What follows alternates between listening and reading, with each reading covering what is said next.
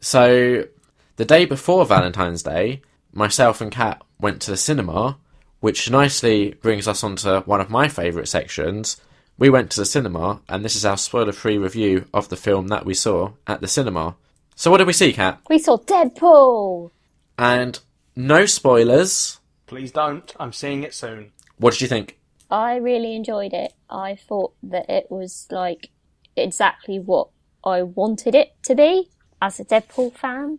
It was, like, a good mix of the funny stuff, but also, like, the action. There wasn't too much of one or the other.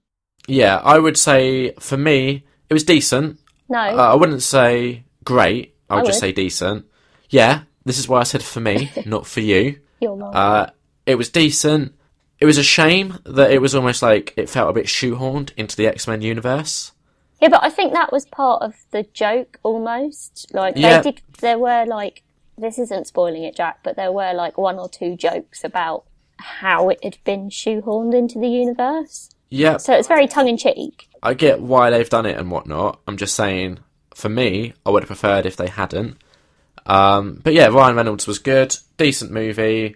I would recommend going to see it, and I also really hope that the fact that it's done as well as it's done, I think it is one of the best grossing movies with a February release date.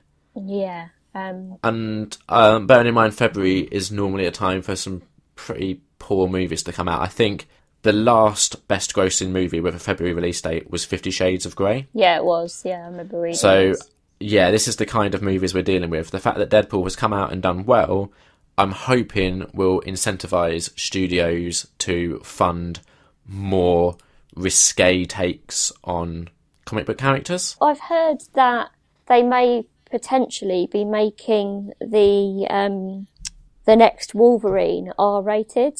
Oh, really? It's just what I've heard. I read a story about it on, I want to say, Digital Spy at lunchtime today, that they may potentially make it R-rated off the back of the success of Deadpool, which I would very much like to see. Same. I also heard about Deadpool that, despite the fact it's made quite a lot of money, if they're doing a sequel, they still want to keep the budget quite low because they don't want to go into that whole, like, that same arena as movies like X-Men and the Avengers, where it's like a big budget blockbuster type thing, because that's not really Deadpool. But if it's done really well, like I get keeping it like that to, you know, keep to the style, but it seems weird to limit yourselves because I don't think it was necessarily like to limit them. I think it's just but I mean, like, I don't know. It feels weird to say we're not going to do it big, but I get the reason. Yeah, because like they do have like some quite big set pieces in the movie, but obviously it's not all like in the Avengers where it's all aliens from another planet and stuff like that. It that's just doesn't really sort of fit in with Deadpool. So I can see where they're coming from. Well, they could always introduce the Skrull if they wanted to go down the alien route with Deadpool and go down the secret invasion storyline. Yeah, but what? Do you mean the Skrull? Is it the Skrull or the Kroll? Oh, I don't remember. I think it's the Skrull. You said it with Possibly. such confidence, Liam. He did. He really did. They could do that, but I think what they want to do is they want to keep it as separate almost as possible from the more family-friendly movies like the Avengers. Yeah, and I don't know if sort of Marvel, what licenses they have to what things, which would also Affect limit Deadpool somewhat. Yeah. Yeah, I mean, even then they wouldn't put the Skrull in the Deadpool movie. If they were going to do a Skrull storyline, it would be part of the main cinematic universe. Yeah, but like Secret Invasion doesn't like start with Deadpool. No, I get that, but they've got so much already planned with the cinematic universe. Like the next 4 or 5 years already planned out. But I kind of like the fact that with Deadpool they don't. Yeah. Do you know what I mean? Like anything, well not anything, but lots of things could happen. Yeah. The other thing I hope is if it encourages more R-rated superhero movies. Yeah. I've said this before, I don't know if I've said it on the podcast, but I would personally love to see an R-rated take on Batman. Yeah, but see, I think you're looking at it the wrong way. I don't think if comic book movies went that way, it would suck.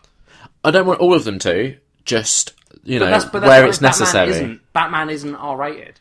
But it could be. But what would be the point? It would be such a weird decision. Like, I get that you're interested in seeing it, but it would be a weird decision, and I don't think it'd be a good direction for the franchise to go. Liam, what do you think would be massively different with an R-rated Batman as opposed to, like, the Dark Knight trilogy, which is relatively dark?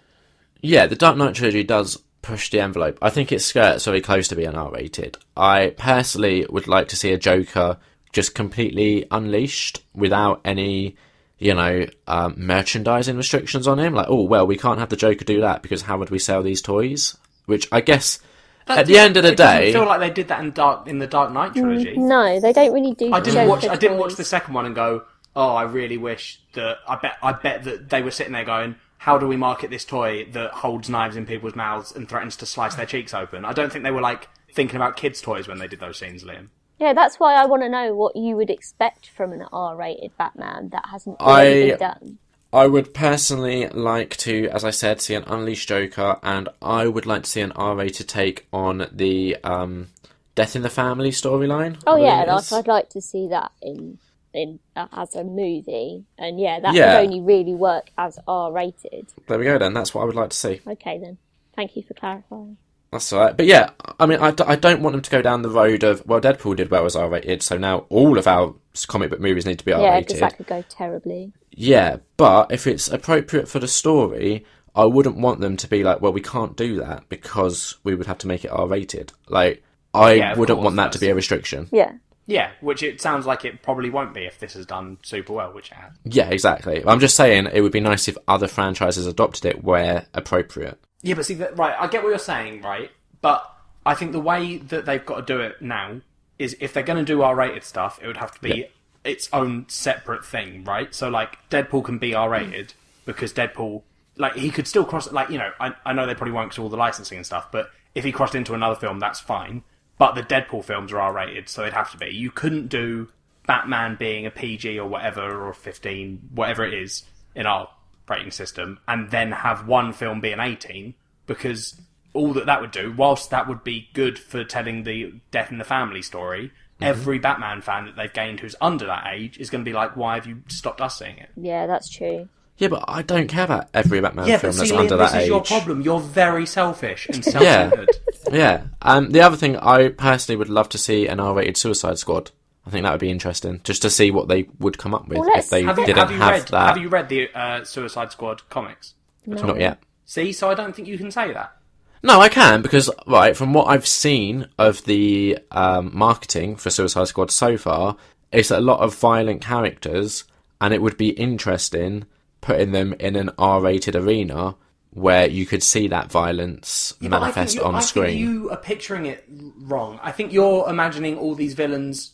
I don't know, man. I disagree with you on this. Well, that's fine. This is a podcast where we don't always have to agree, but we can still love each other. Now. No, because we can still love each other, Jack, and that's the important thing. No, I think we've got to cancel it all. Alright, so Kat, what would you give Deadpool out of 5? I think at the moment, I would probably give it a 4 or 4.5, just because as a Deadpool fan, I was really satisfied by it. That's where I personally would give it 3.5. It was better than average, it was enjoyable, and it was a lot of fun. Now, just to settle the listeners' curiosity here, I am going to have to ask this question. Kat, your rating system, now, what sort of baseline can we use for that? Because, as I'm sure you know, me and Liam have very different rating systems on the 5-star scale. That's true. How would you describe your rating system? Well, a 5-star is a movie that I could pretty much watch whenever, and could watch again and again and still enjoy it. So that's why Deadpool isn't that high up just yet, because I've obviously only seen it once. I'd say an average movie is going to probably sit around 2.5 to 3. Yeah. An average comedy that still made me laugh is probably going to be a 3, but just an average film is going to be 2.5. Does that explain there it? We go, listeners. I don't really understand why ratings are so complicated with you two. We don't know either, we'll be honest. No, we don't. No. I'll be honest, I don't even know which one my system is anymore. It's got that deep. Oh, yeah. It's mental.